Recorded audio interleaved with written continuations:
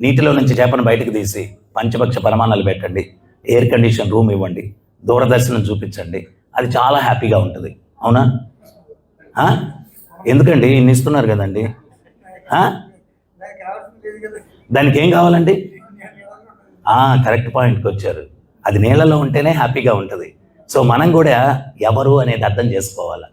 మనం ఏమంటామంటే నా శరీరం అంటాం, నా చెయ్యి అంటాం, నా తల అంటాం. ఆ నేను అనేవాడు ఎవరు? నేనే శరీరం అని ఎవరన్నా అంటారు చెప్పండి? నా ఇల్లు అంటే ఇల్లు నేనా?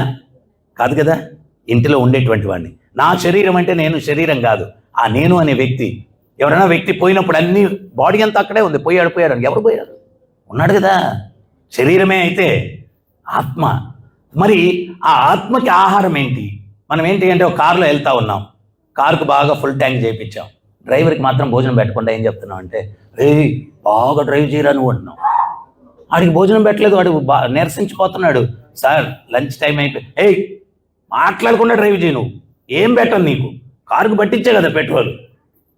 ఆడెట్లా డ్రైవ్ చేస్తాడు? కారుకి పెట్రోల్ ఇంధనం, నడిపించేవాడికి అన్నం పెట్టాల. అదే రకంగా ఈ శరీరానికి ప్రాపంచిక విషయాలు, ఆత్మకు ఆహారం ఏంటి అంటే ఆ పరమాత్మ సేవ.